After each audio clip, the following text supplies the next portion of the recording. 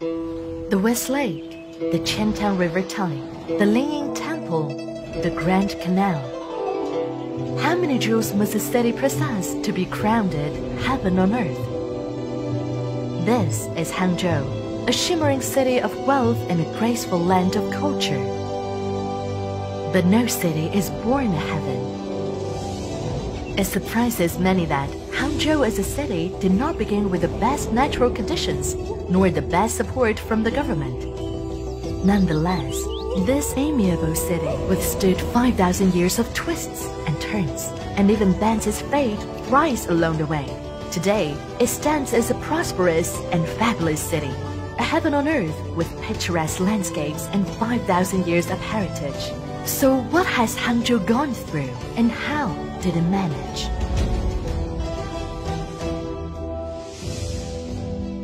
We will address these questions in this video. Let us begin with a great feat accomplished 5,000 years ago. Back then, this place was anything but heaven. Sitting in between the sea and the mountains, Hangzhou has a rugged landform. Mountains populate its western region, with 4 major ranges running southwest to northeast and rising up to 1,700 meters tall. Such elevation differences bring about altitudinal zonation of species and confer barrier effects on water vapor. Facing the sea in the east, Hangzhou's mountains block the income water vapor, which shapes the city's wet climate and give rise to a number of large rivers. Rivers loaded with sediment, in turn, create alluvial plains. All these underlie Hangzhou's geographical configuration. They also explain why the city is constantly threatened by floods and sea encroachment. Around 5,000 years ago, the Liangzhu people arrived and settled here, where they set a precedent for China's competence in infrastructure projects.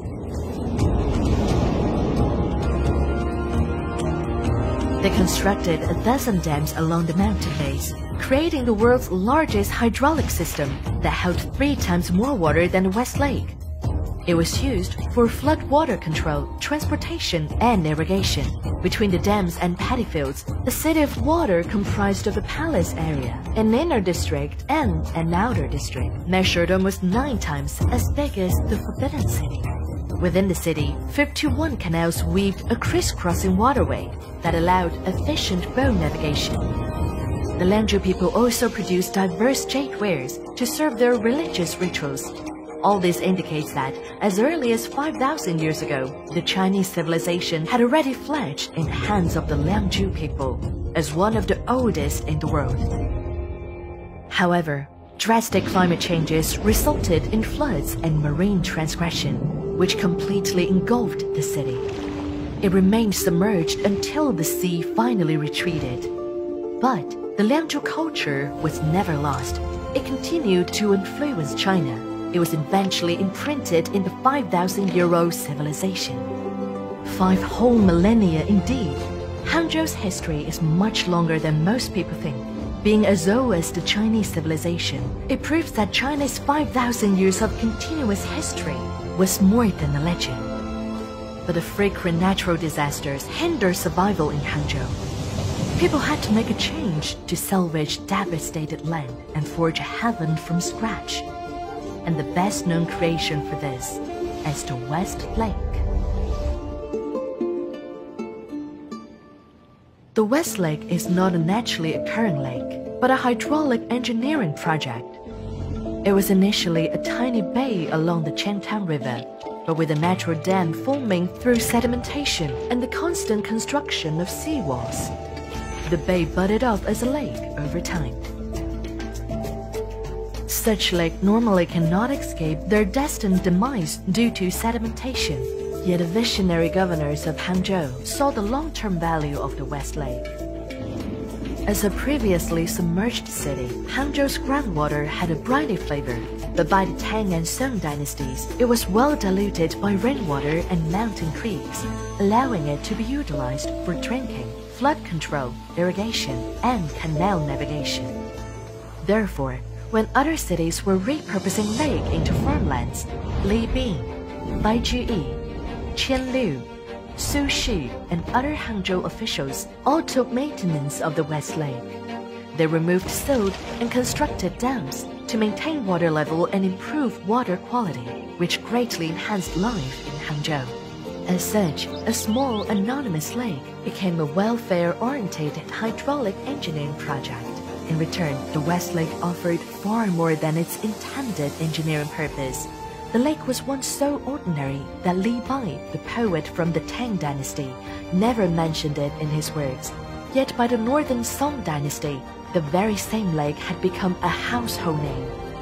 Tourists chanted Baijuyi's poem, indulged in Su Xu's gardening style, and sang the sad love songs by Qianliu. Later in the Southern Song dynasty, the West Lake even became the spiritual home for literati. It inspired the everlasting poems and set the 10 sceneries for artists. As the capital city of Southern Song dynasty, migrants along with their culinary traditions merged into Hangzhou. In its heyday, Hangzhou was home to more than 1 million residents. With a rich pool of talents, it led the world in multiple disciplines, including agriculture, handicrafts, commerce, art, and mathematics. Since then, the title Heaven on Earth was bestowed upon Hangzhou for its outstanding elegance, openness, and prosperity. However, prosperity eventually dissolved into sorrow. During the time of changes, how should Heaven on Earth reposition itself in history? And could it hope for another turn of the page?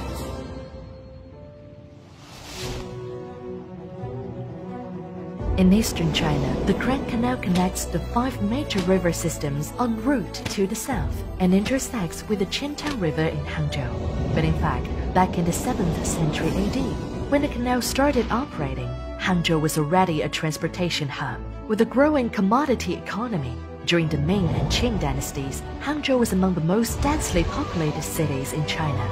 The pressure of overcrowding prompted the city to adjust its course again. Across the plains and mountains, people cultivated mulberries, cottons, hemp, rice, bamboos, and tea. This was when the Longjing tea first gained its far-reaching popularity. Within Hangzhou and in neighboring villages, people manufactured fen, knitting yarn, cosmetic powder, brush pen, paper, scissors, umbrella, medicine, liquor, and silk. Almost everything could be made here. To ensure high mobility of goods, dense and dynamic towns took the place as distribution centers. From there, goods traveled great distance by land, and then by water on the Qintang River and the Grand Canal, selling to places all over China, much like modern-day's express logistics. Owing to a pervasive commodity economy, cultural advancement continued to intensify. Artist Huang Gongwang's masterpiece took inspirations from the scenic Fuchun River. Novelist Xu Nai'an's fictional character Lu Jishen attained parinirvana upon arrival of the Qintang tide. The Leifeng Pagoda commemorates Madame Whitesnake's immortal love. The One Stone Academy whispers the butterfly lover's unwavering attachment. Hangzhou's sceneries were open and approachable to all walks of life. Every being was free to express their joys and sorrows on this shared stage. With that, Hangzhou became a heaven for all, embracing nature and prosperity as much as cheapness and hardship. Unfortunately, a bleak fate was waiting ahead. As the modern era gradually phased out the Grand Canal, Hangzhou lost its prestige as a transportation hub. Nonetheless, the city bowed its time for another opportunity, one that would unleash its every potential, acquired over the past 5,000 years. Every August of the lunar calendar, the Qintang River puts on its best show of the year. Influenced by tidal force and seabed terrain, seawater pushes upstream into the Hangzhou Bay and creates this breathtaking spectacle. Being a sand-laden, shallow river, the Qintang River is unsuitable for modern cargo vessels. This leaves Hangzhou with little maritime advantage. But the 5,000 euro city has seen it all. Swimming against the current is in Hangzhou's blood. Upon reform and opening up, people in Hangzhou soon sensed the winds of change owing to their rich experience in commodity economy. They founded China's most influential multinational enterprises, China's largest clothing wholesale base, and the nationally recognized express industry cluster, all as part of the booming private economy.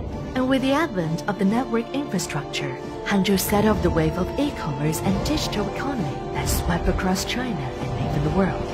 In these great times, Hangzhou's business environment and talent attractiveness remained top-notch in China. It also showcased its global competitiveness by hosting the G20 Hangzhou Summit and the 19th Asian Games, among other international events.